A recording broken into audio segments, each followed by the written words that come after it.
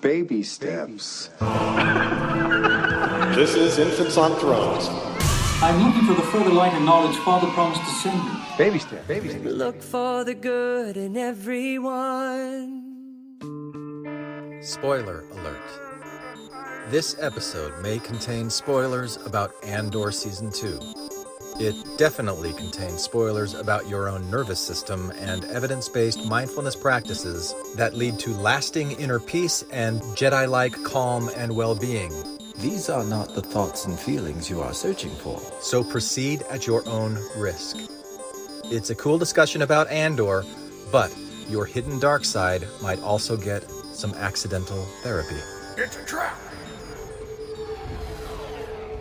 All right. Picture this. Cassian's back.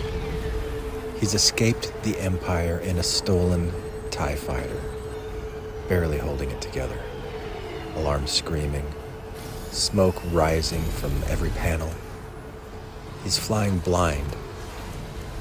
He doesn't know if he's about to crash, doesn't even know where he is yet. But he lands. And what does he find? A group of rebels, the Maya Pei Brigade. Not exactly the polished, unified force we see in A New Hope. These rebels are raw. They're fractured, suspicious, constantly on edge. They argue, they snap, they posture. They don't trust each other, not yet. And you feel it. You feel it in your own nervous system. Because this isn't just a scene about galactic politics. It's about the internal chaos that happens when you're trying to build something new, when you're still healing, when your inner systems haven't completely learned how to work so peacefully together, not just yet. Cassian walks into that mess like a thread of calm. Not because he's detached, but because he's practiced. And that presence, that felt sense of awareness under pressure, that's what we're exploring today. So, welcome to Accidental Therapy Presents Reflections on Andor Season 2. Now, normally, by this point, I would have already handed this off to the AI puppet show, but today I'm going to do it a little bit differently, because this episode is dedicated to my sister. And my sister can't stand those AI puppet voices. This chick sounds good. And I really want her to hear what I have to say today. So, sister, I'm pushing pause on all that AI puppet show, which I love, by the way, but this one's for you. And if you're listening to this and you're not my sister, don't worry, you're still invited. You're just stepping into something a little more personal today. So, sister, and maybe brother too, I don't know if you'll ever listen, but remember when we were kids and I used to pretend that I was Princess Leia or Han Solo? And I told you that I had the Force? Okay, so are you ready to play that game with your brother again? Because this isn't just a podcast about Star Wars. It's about what Star Wars feels like when it lands in your nervous system. It's about the parts of you that are still learning to trust, still learning to heal, still learning to hope. Underneath this whole episode, there's also this carefully designed soundscape, a kind of bacta tank for your brain. You remember Luke when he was wearing that diaper on Hoth in Empire Strikes Back? That's a bacta tank. Anyway, we'll talk more about that later. But for now, just know that it's there, like a warm field of sound beneath everything else, a place for your nervous system to soften.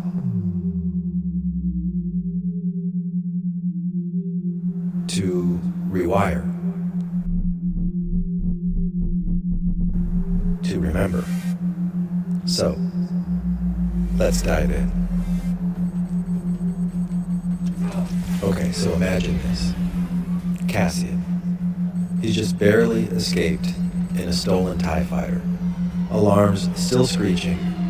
Hull patched together with hope and sheer stubbornness. He crash lands on a remote jungle moon. We don't even know the name of it yet in the show, but for the lore nerds, it's Yavin 4.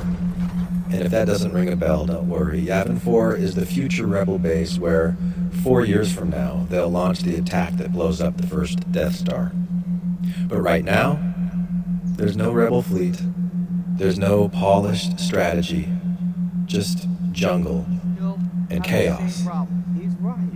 Instead of allies, Cassian finds the Maya Pei Brigade, a ragtag group of angry, desperate fighters. The kind of rebels who argue more with each other than they do with the Empire. And you feel it right away. Mistrust, fear, pride, blame. It's like a pressure cooker, ready to explode. Their survival instincts are fully online. Fight, flight, freeze. Everything in them shouting, survive, now, trust nobody. And Cassian? Well, Cassian's a little different. He doesn't yell back.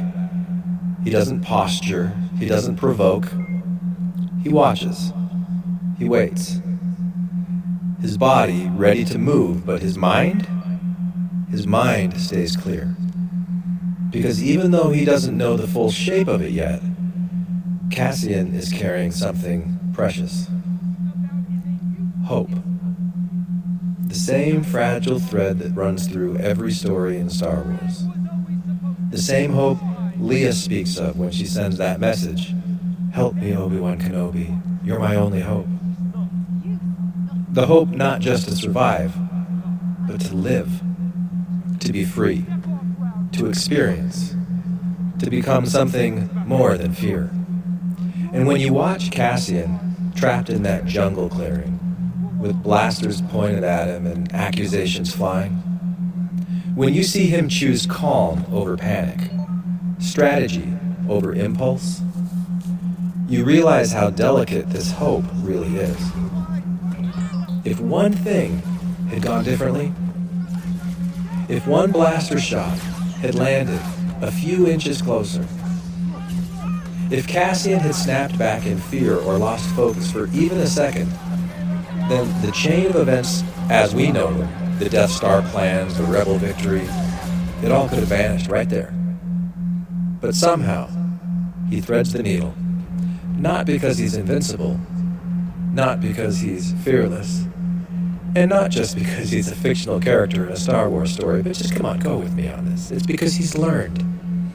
Maybe the hardest lesson of all, how to stay present when everything else is falling apart. And that's the real magic, isn't it? Cassian isn't the muscle of the rebellion. He's its nervous system, the quiet, steady signal that says, not yet, not today, we go forward. And this rebel group around him, the Maya Pei Brigade, falling apart under their own survival instincts, they're not just a plot device. They're a mirror of something inside all of us. Our own internal alliances under stress. Our own fractured parts struggling to trust. Because life didn't come from order. It came from chaos. From fragile beginnings, clumsy experiments, hopeful leaps into the unknown. And Cassian? Cassian is that hope, walking a tightrope, teaching us that sometimes survival is not about brute strength. Sometimes survival is the quiet art of noticing, waiting, moving at just the right moment.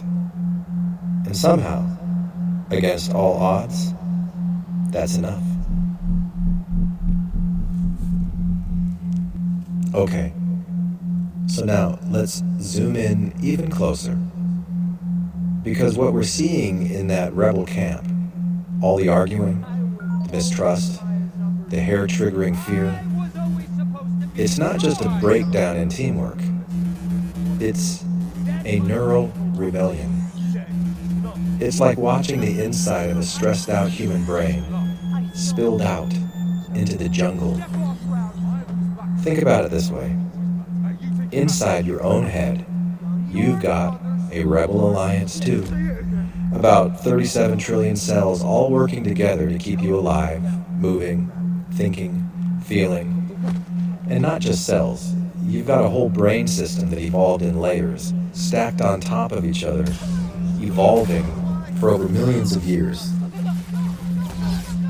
Each system with its own agenda. Each system believing it's the hero of the story. And sometimes, just like that rebel group, they don't always agree. First, you've got the basal ganglia, your ancient reptilian brain. Survival instincts, fight, flight, freeze. Snap reactions with zero time for reflection. If the basal ganglia were a rebel faction, they'd be the ones shouting, "Trust no one, hit first, hide." Good in a crisis, but not exactly great at negotiation. That's the Maya Pei Brigade's default setting, right? Quick to anger, slow to trust, laser focused on survival at all costs, even if it means tearing each other apart. Then, layered on top, you've got your limbic system, your emotional brain. Feelings, attachment, fear, longing. The limbic system is what makes you care whether you survive at all. It fuels loyalty, love, betrayal, grief. It's messy. It's beautiful. And in a rebel camp, you can feel it. Wounded pride, deep suspicion, flashes of kindness buried under fear.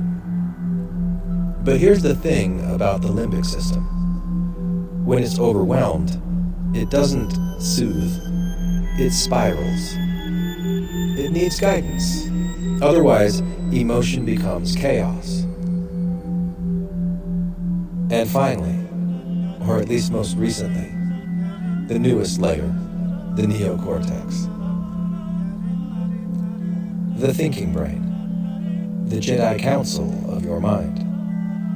This is where reasoning happens. Pattern recognition, planning, long-term strategy, and this is where Cassian lives. He's not being controlled by his reflexes. He's not swept away by fear or anger. He feels them, yes, but he stays aligned. He observes. He thinks ahead. He looks for openings, not just for escape, but for something bigger. The Maya Pei Brigade? They're stuck in the earlier brain layers. Basal ganglia firing danger signals, limbic system flooding emotion. No one at the neocortical table calling for strategy, patience, long view. And that matters, because in both your brain and in a rebel alliance, when the thinking systems go offline, survival gets messy. Stress makes the old brain louder.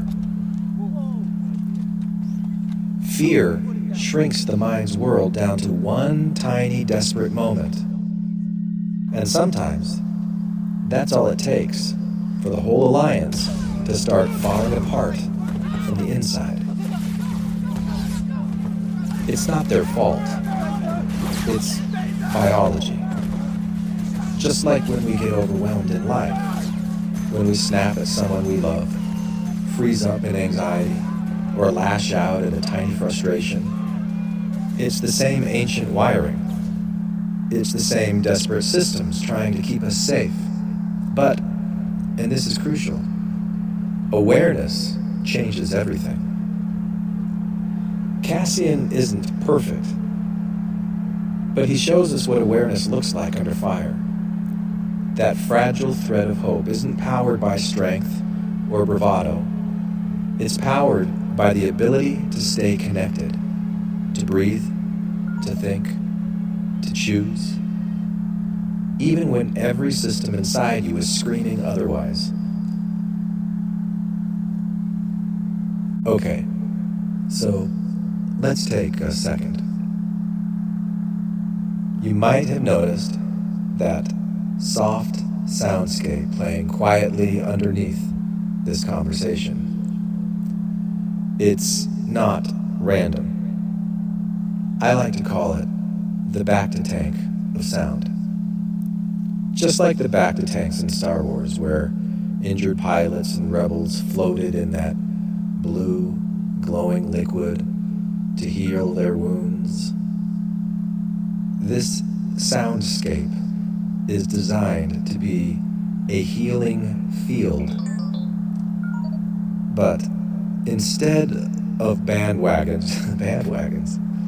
instead of bandages and medicine, it's working at the level of your nervous system. Here's how.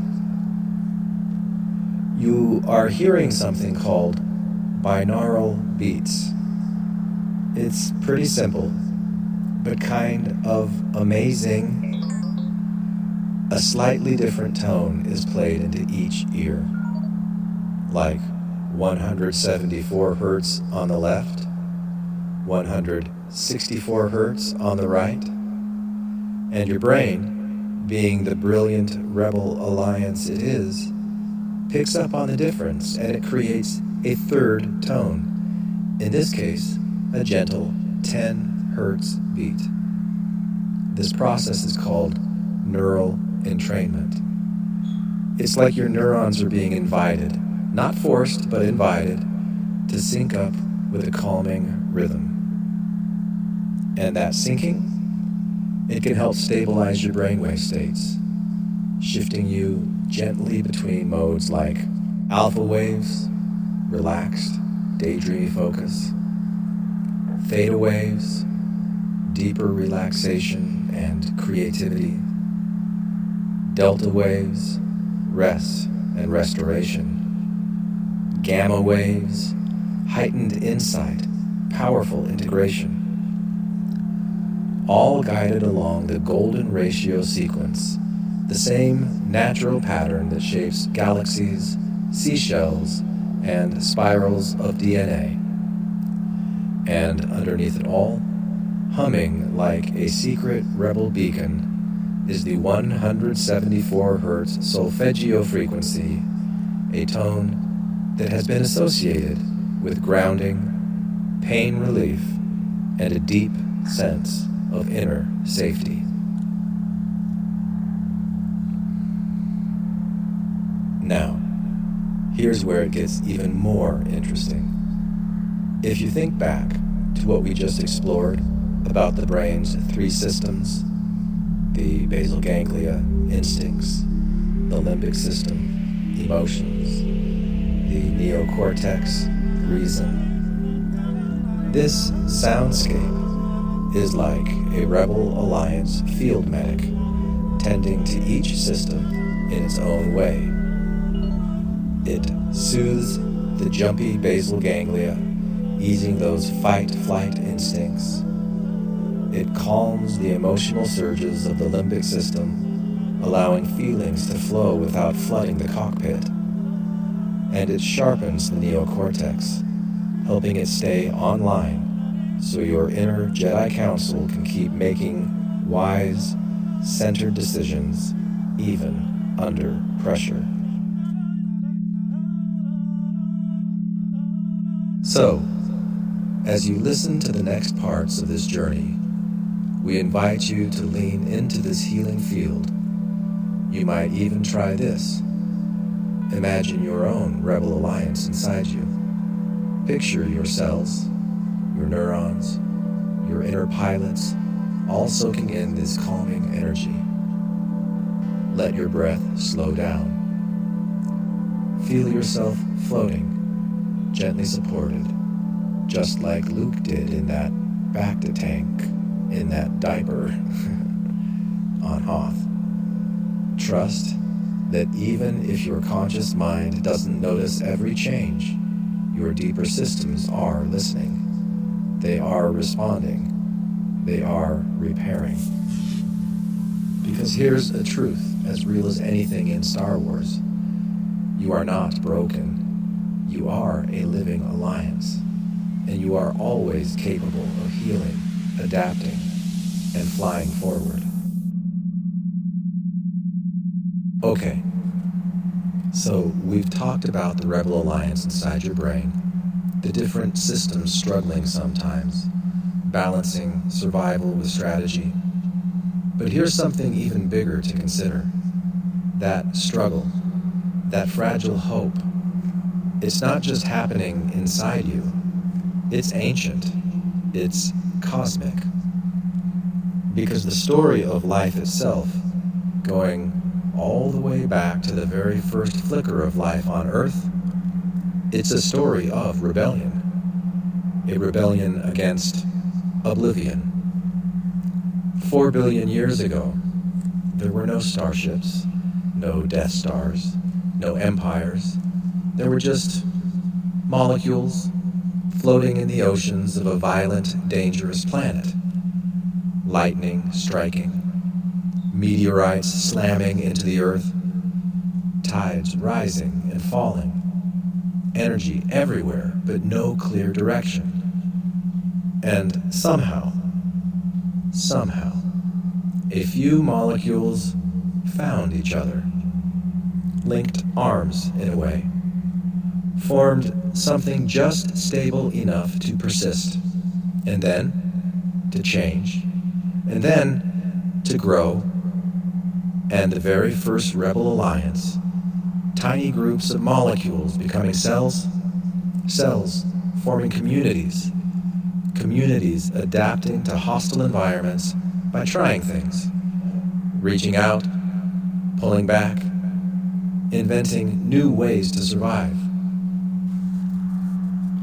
mutating, failing, trying again, not with perfect blueprints, not with control, but with something far more powerful.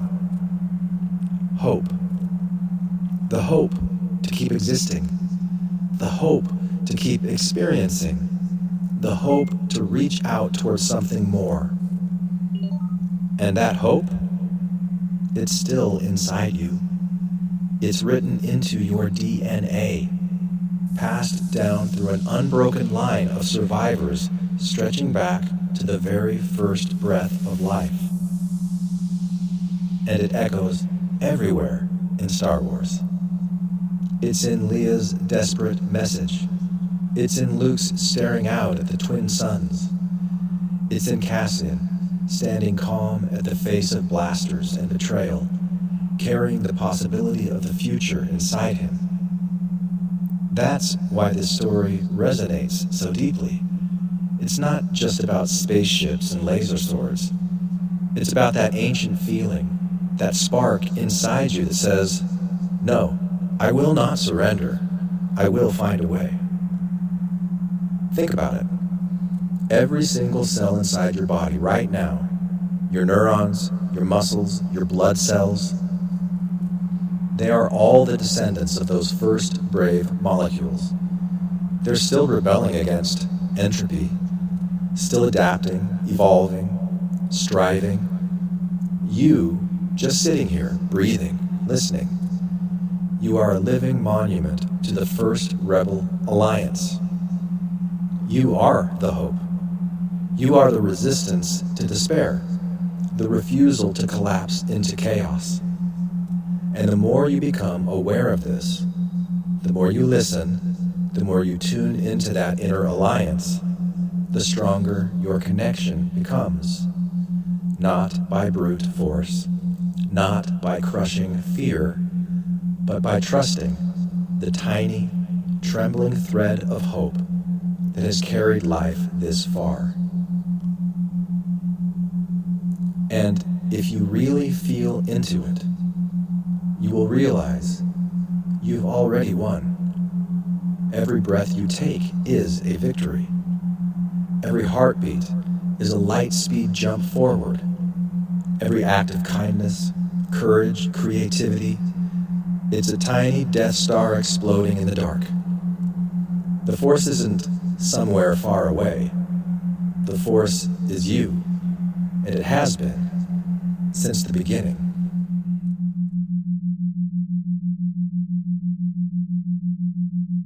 All right, let's bring it even closer now. Back to you. Because if you've been floating with us through this bacta field of sound, if you felt even a flicker of recognition, then you are already starting to strengthen something vital inside you. Hope. Real hope. Not just belief in outcomes, but trust in process.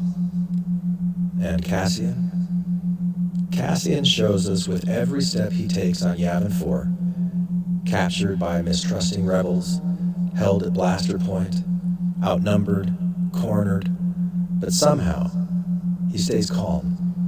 He accepts the reality he is in, not by giving up, but by seeing it clearly, not fighting it, not spinning into rage, not collapsing into despair. Acceptance does not mean complacency. Acceptance means clarity. It means recognizing where you are, honoring it, and from that grounded place, choosing your next step. Cassian knows panicking will not help him escape. Denial will not change the danger. Wishing things were different will not save the fragile threads of hope he carries. Only awareness will. And that's what mindfulness really is. It's not zoning out. It's not forcing yourself to be positive all the time. It's training your rebel alliance, your ancient survival systems, your emotional pilots, your wise Jedi council to work together more skillfully. It's creating just enough space between stimulus and reaction that the neocortex, your inner Cassian, can choose wisely. And here's how you can deepen that right now. As you listen to the rest of this soundscape, you might imagine that each soft pulse, each hidden beat, is a signal. A tiny astromech droid inside you, repairing connections between systems, soothing the basal ganglia, calming survival reflexes, supporting the limbic system, letting emotions flow without crashing the ship.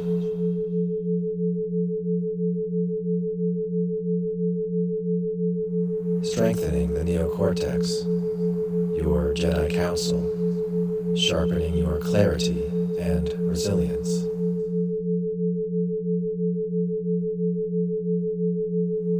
The 174 Hz tone anchoring this whole experience, you can think of it like a low hum of the Force itself, gently restoring balance where fear once ruled. And you do not have to force anything. Your body already knows how to heal. Your nervous system already wants to integrate. Your rebel alliance within is always seeking homeostasis, balance, connection, resilience.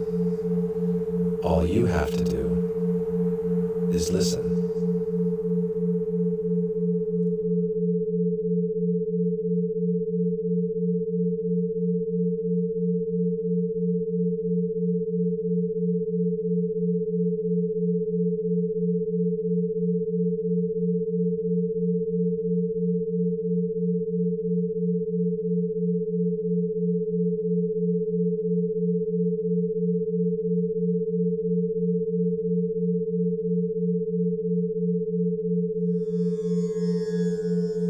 If this journey spoke to you today, if even a single line stirred something within, then why not share it? Leave a 5-star rating, write a review, send it to someone who might need it. Because this rebellion we're building, it grows one nervous system at a time. And remember, the Force doesn't just walk beside you, it moves through you. Because you are the light, you are the dark, and you are every brilliant shade in between. Always. Thank you for listening to Infants on Thrones.